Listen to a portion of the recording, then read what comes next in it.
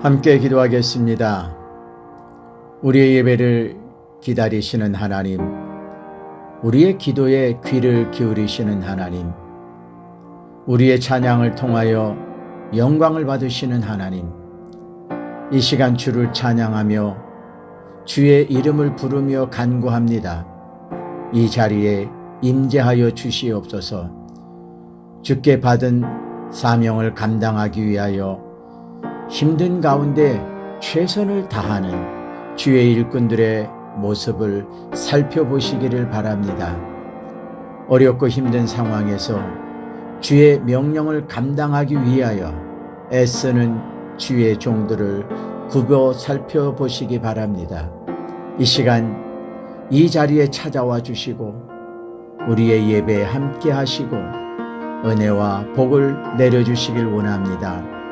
함께 한 자리에서 예배하지 못하지만 한 마음으로 한 뜻을 가지고 주를 사랑하며 주께 예배하는 종들에게 복을 주시옵소서.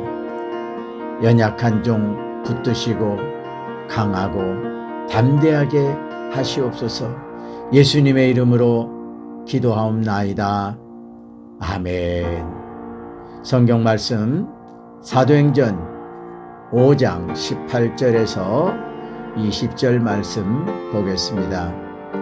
사도행전 5장 18절에서 20절 말씀입니다. 사도들을 잡아다가 옥에 가두었더니 주의 사자가 밤에 옥문을 열고 끌어내어 이르되 가서 성전에 서서 이 생명의 말씀을 다 백성에게 말하라 하매. 아멘. 샬롬. 이 한 주간도 주의 귀한 뜻을 이루어드리는 선한 도구가 되시기를 소망합니다. 본문의 말씀 사도행전 5장 18절에서 20절 말씀을 통해서 생명의 말씀을 말하라는 제목으로 설교를 하려고 합니다. 구약의 선지자들이 증거하는 말씀은 하나님께서 명령하시는 말씀 또는 계시하시는 말씀을 전하는 것이 사명이었습니다. 선지자들의 개인적인 생각이나 자기의 뜻을 전달하는 것이 아니었습니다. 예수님께서 하나님의 나라에 대해서 전하셨고 또 그 하나님의 말씀을 전하셨다고 성경은 기록하고 있습니다. 신약의 사도들이 전하는 말씀도 마찬가지였죠. 예수 그리스도에 대한 증거 또는 예수 그리스도의 계시를 증거하였습니다. 오늘 본문의 말씀에도 보면 20절에서 생명의 말씀을 다 백성에게 말하라 라는 명령어가 주어지는 것을 볼 수 있지요. 그런데 그 말씀이 주어지는 상황이 참으로 어렵고 힘든 상황에서 더 어렵고 위험한 일을 하라는 명령이었다라는 것입니다. 우리 주변에서 증거되는 설교나 부흥회나 이런 것들을 살펴보면 참 목사가 볼 때에 안타까울 때가 많이 있습니다. 많은 설교자가 하나님의 말씀을 전한다고 하는데 하나님의 말씀을 전하기보다는 설교자 개인의 사견을 전하거나 또는 기록된 말씀을 이해시키기 위한 목적으로 하나님의 뜻에 맞지 않는 감정적 접근이나 다른 이야기를 많이 늘어놓기 때문이에요. 어느 자료에 보니까 한국교회 강단이 무너지고 성도들이 영적으로 병들어가는 이유가 바로 강단이 병들었기 때문이다 이런 표현을 하고 있었습니다. 하나님의 말씀을 맡은 설교자가 성도들이 듣기 좋아하는 말을 전하고 복에 대한 설교를 하고 또 하나님의 말씀이 아닌 재미있고 즐거운 이야기 또는 감동적인 상황을 유발하기 위해서 성경의 말씀과 거리가 먼 사람의 이야기를 전하기 때문에 한국 교회가 무너지고 강단이 무너지고 성도들이 영적으로 병들고 있다, 이런 표현을 했더군요. 설교는 하나님의 말씀을 전하는 것이지 설교자의 생각을 전달하는 것이 아닙니다. 하나님의 말씀은 재미있게 전달하는 것이 목적이 아닙니다. 듣는 성도들을 위하여 재미있게 하기 위해서, 쉽게 하기 위해서, 또는 이해를 돕기 위해서 하나님의 말씀이 아닌 다른 이야기들을 너무 많이 첨가하게 되면 원래 하나님의 말씀은 사라지고 사람의 이야기만 전달될 수 있다라는 것이죠. 하나님의 말씀은 생명의 말씀입니다. 생명의 말씀이라는 표현은 죽은 영혼을 살리는 말씀이기에 그렇게 정의하는 것입니다. 사도들이 성령의 능력을 힘입어 기적과 능력의 역사를 행하게 되자 많은 사람들에게 소문이 났습니다. 그 일로 인하여 많은 사람들이 사도들을 따르며 사도들을 신뢰하는 일들이 더 강하고 굳세게 일어나는 상황이 되었지요. 그러자 유대교 종교 지도자들이 당황하게 됩니다. 사도들과 복음으로 하나 된 사람들이 모이는 것, 또 복음이 증거되는 것, 그 속에 참여하며 그 역사를 보고 함께하는 사람들의 그 모든 모습을 보며 이 종교 지도자들이 질투하기 시작을 합니다. 그리고 사도들과 복음의 역사를 대적하게 되는 일들이 본격적으로 시작되는 것을 성경에 기록하고 있어요. 사도행전 5장 17절, 18절을 보겠습니다. 대제사장과 그와 함께 있는 사람, 즉 사두개인의 당파가 다 마음의 시기가 가득하여 일어나서 사도들을 잡아다가 옥에 가두었더니, 사도행전 4장에서도 사도들이 체포를 당한 후 협박까지 받았습니다. 그러나 사도들이 뜻을 굽히지 아니하고 오히려 강하게 담대한 자세를 보였지요. 그러자 그들이 사도들 앞에서 물러서고 말았습니다. 이제는 예루살렘의 유대인들에게 더 많은 소요가 일어나게 되었다라고 성경은 증거하고 있어요. 더 많은 사람들이 사도들의 행적의 뒤를 따르게 되자 당황하게 된 이 유대 지도자들이 사도들을 체포하기에까지 이릅니다. 우리는 여기서 두 가지의 서로 다른 역사를 발견할 수가 있습니다. 18절에 보면 사도들을 잡아 옥에 가두는 체포의 일들이 벌어지고 있죠. 사도들을 체포한 자들은 바로 예수 그리스도를 죽인 자들입니다. 대제사장들과 사두개인들과 유대교의 종교 지도자들이었습니다. 특히 사두개인들이 시기가 가득하게 된 동기는 그들이 예수를 죽게 하였다는 화살을 받게 되자 더욱 긴장하고 화를 내게 된 것입니다. 사도행전 5장 28절 보겠습니다. 이르되 우리가 이 이름으로 사람을 가르치지 말라고 언금하였을 때 너희가 너희 가르침을 예루살렘에 가득하게 하니 이 사람의 피를 우리에게 돌리고자 함이로다. 보세요.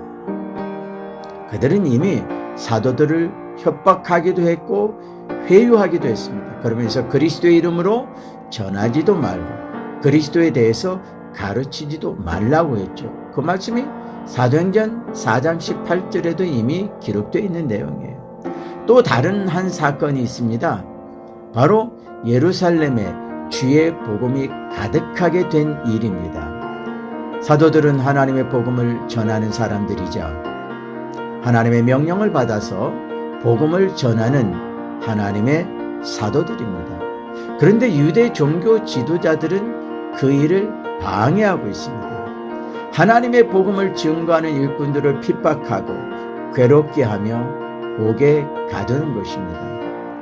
자, 여러분, 그렇다면 이 유대 종교 지도자들은 하나님의 일을 하고 있는 것일까요?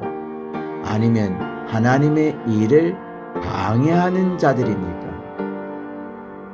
그들은 전혀 하나님의 뜻을 살피지 못하고 있습니다.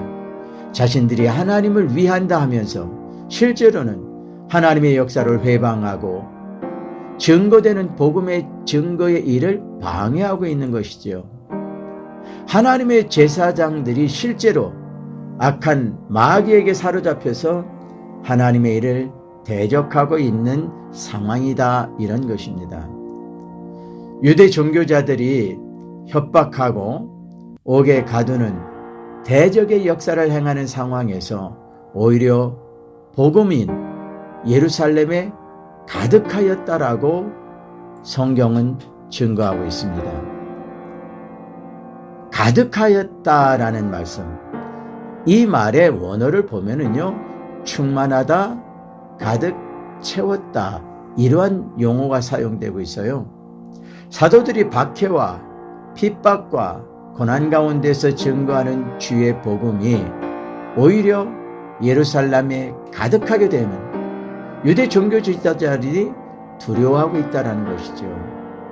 이러한 대적의 역사, 방해의 역사, 사탄의 역사가 아무리 득세하여도 하나님의 복음을 막지 못하는 것입니다. 이러한 상황에서 주님은 옥에 갇힌 사도들에게 다른 명령을 내리시게 됩니다. 이 말씀이 바로 주님께서 진정 원하시는 것이죠. 사도행전 5장 19절 20절 다시 한번 읽겠습니다. 주의 사자가 밤에 옥문을 열고 끌어내어 이르되 가서 성전에 서서 이 생명의 말씀을 다 백성에게 말하라 하매. 아멘. 주님께서 사자를 보내사 옥에 갇힌 사도들을 구원해냈습니다. 어떤 방법으로 그들을 구원해냈는지 구체적으로 성경에 기록되어 있지는 않아요. 그러나 이미 성경에 여러 번 이와 같은 상황에서 구원하시는 하나님의 능력을 우리는 확인한 바가 있습니다. 성경이 증거하고 있지 않습니까? 사탄의 권세를 힘입은 자들은 사도들을 대적하고 가두고 복음의 역사를 회방하였습니다. 그렇지만 주님의 역사는 그들을 강하게 하시고 담대케 하셨습니다. 그리고 더 강한 힘으로 그들을 구원하시는 능력의 역사까지 행하시는 하나님이셨습니다. 이러한 상황에서 주님의 명령을 다시 한번 확인해 보겠습니다.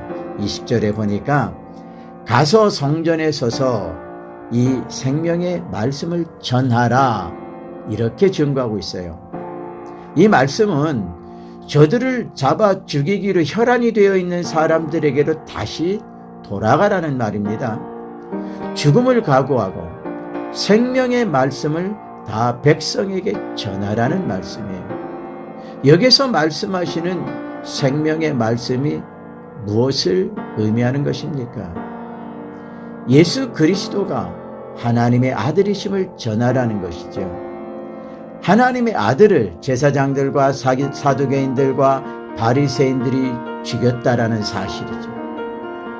그리고 그 하나님께서 그리스도를 죽은 자 가운데서 사흘 만에 다시 살리셨다, 이 말씀을 증거하라는 겁니다. 여러분, 얼마나 황당하고 또 얼마나 두려운 말씀입니까?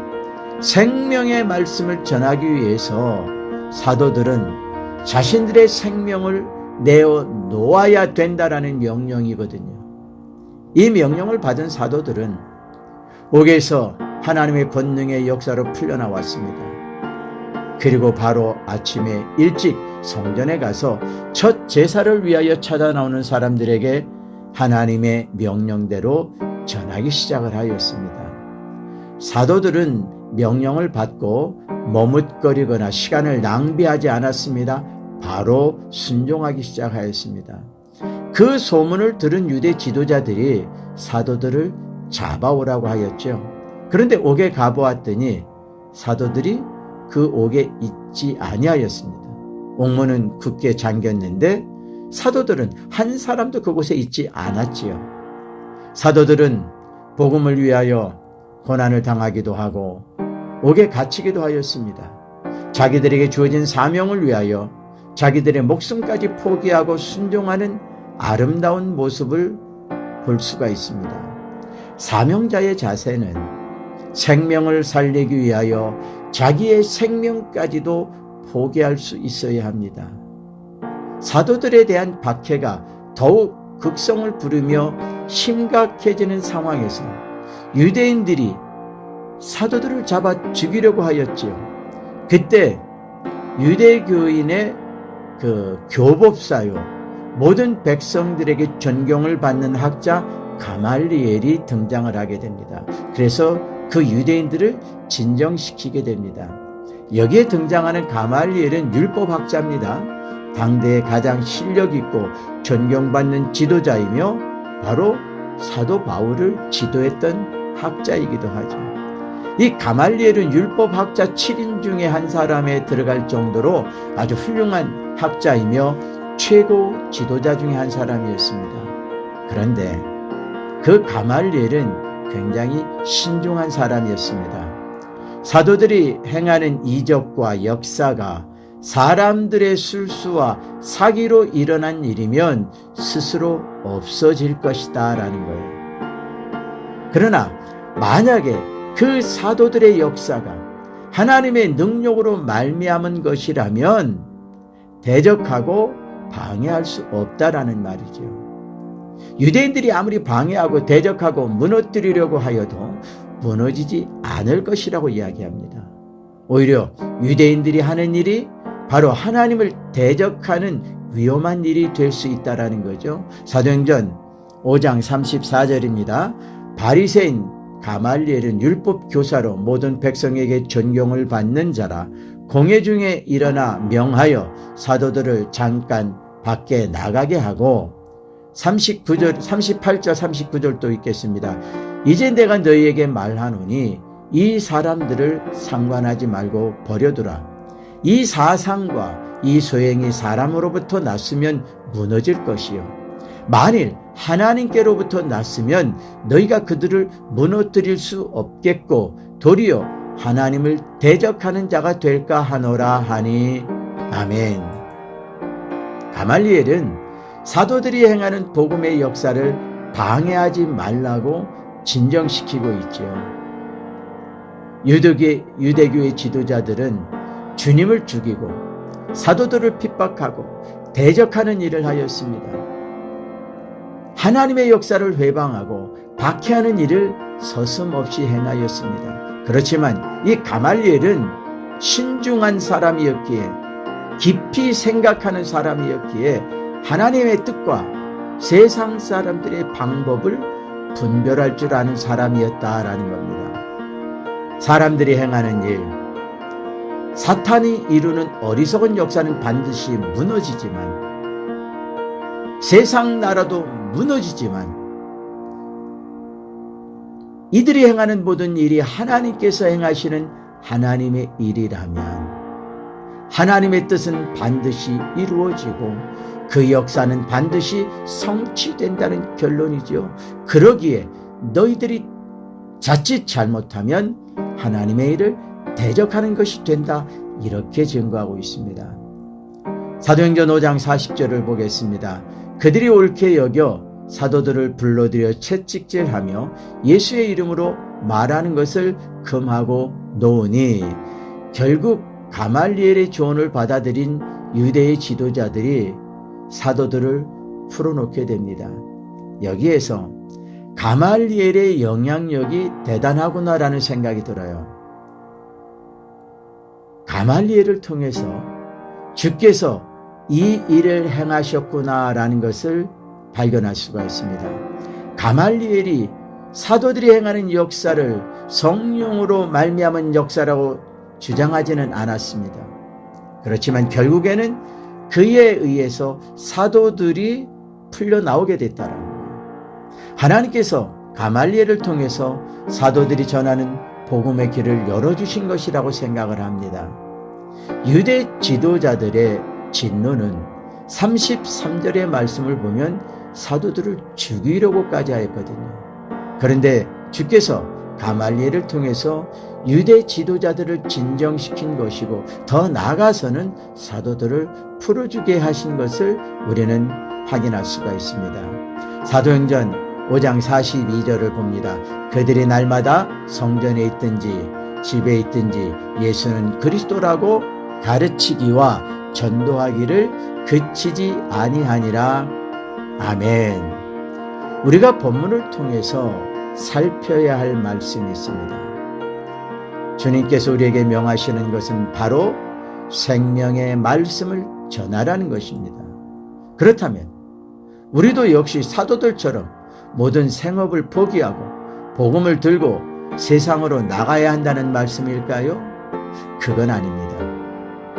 우리가 사는 상황에서, 일상에서 복음을 전하는 두 가지의 방법이 있습니다. 하나는 가까운 사람들, 우리 주변의 사람들에게 복음을 전하는 삶을 살아드리는 거예요. 우리의 삶을 보여주면서 우리의 삶을 통해서 복음이 전해지게 되는 것이죠.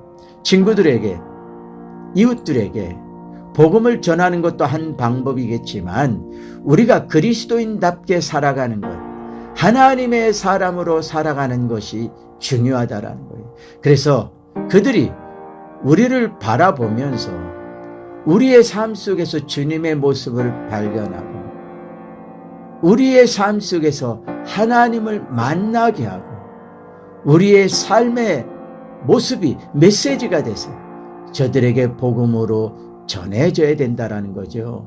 다른 하나의 복음 증거 방법은 우리의 섬김과 사랑을 통해서 복음이 전달되는 현장에 하나님의 역사가 동역되어지는 거예요. 선교의 현장에 나가서 선교하는 선교사들의 동역을 돕는 것도 그 한 방법이고요. 직접 복음의 현장에서 일은 하지 못하지만 복음을 증거하고 있는 교회 일꾼들을 기도와 사랑과 물질적 후원으로 이 복음 증거에 동역하는 방법이 있다라는 겁니다. 이러한 일을 통해서 죽은 영혼을 살리는 것을 목적으로 하여 하나님께로 인도하라는 것이죠. 바울은 이와 같은 주님의 뜻을 전한 바 있습니다. 사도행전 26장 18절입니다. 그 눈을 뜨게 하여 어둠에서 빛으로 사단의 권세에서 하나님께로 돌아오게 하고 죄 사함과 나를 믿어 거룩하게 된 무리 가운데서 기업을 얻게 하리라 하더이다. 이 말씀에서 생명의 말씀, 하나님의 복음이 가진 능력이 고백되고 있어요. 복음이 무엇이냐? 복음은 생명의 말씀입니다. 이 생명의 말씀은 죄인을 어둠에서 건져내어 빛으로 인도하는 것입니다. 사탄의 권세에 사로잡힌 자를 구원하여 하나님께로 돌아오게 하는 것입니다. 죄인이 죄사함을 받고 주를 믿어 주의 자녀가 되게 하는 것, 이게 복음입니다. 멸망의 대상이 하나님의 나라를 유업으로 얻게 하시는 것, 이것이 복음의 능력이요 목적이라는 겁니다. 사도들의 자세는 어떠했습니까? 사도행전 5장 41절입니다. 사도들은 그 이름을 위하여 능욕받는 일에 합당한 자로 여기심을 기뻐하면서 공의 앞을 떠나니라. 아멘. 사도들은 그리스도를 위하여, 복음을 위하여 고난당하고 모욕당하는 그 일을 당연하게 생각했어요. 오히려 감사하게 생각하고 있다는 거죠. 원문의 해석을 보면은 오히려 기뻐하고 즐거워하였다, 이렇게 소개하고 있습니다. 이것이 바로 사명자의 자세입니다. 주를 위해, 복음을 위해, 주어진 사명을 위해 고난을 받는 것도 기뻐하고 즐거워할 수 있는 자세가 바로 하나님의 복음을 위해서 고난 받는 것도 감사로 수용할 수 있는 자세입니다. 베드로전서 4장 16절 말씀을 읽어드리겠습니다. 만일 그리스도인으로 고난을 받으면 부끄러워하지 말고 도리어 그 이름으로 하나님께 영광을 돌리라. 아멘. 기도하겠습니다. 사랑이 많으신 아버지 하나님, 감사합니다. 우리는 오늘도 복음의 현장에 살고 있습니다. 하나님의 말씀을 증거하는, 또 하나님의 말씀이 증거되는, 하나님의 사랑이 전해지는 현장에 살고 있습니다.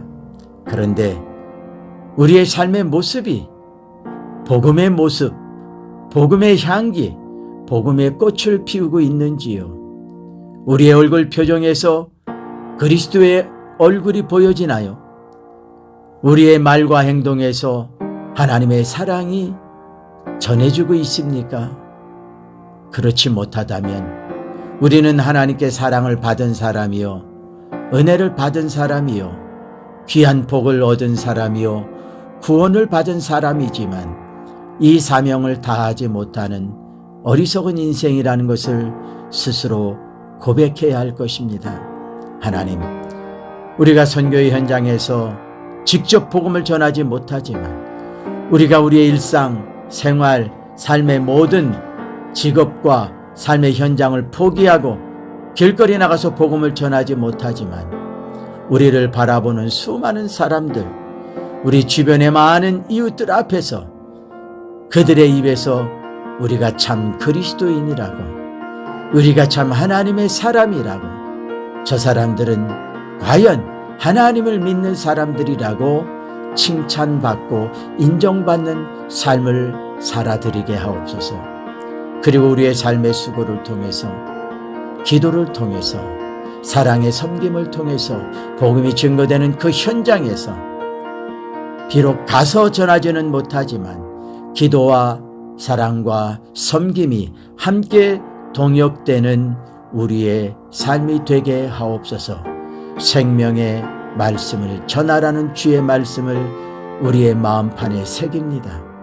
그리고 이 한 주간 그 생명의 말씀을 보이기 위해서, 증거하기 위해서, 그 꽃을 피우기 위해서 최선을 다하는 우리가 되게 하옵소서.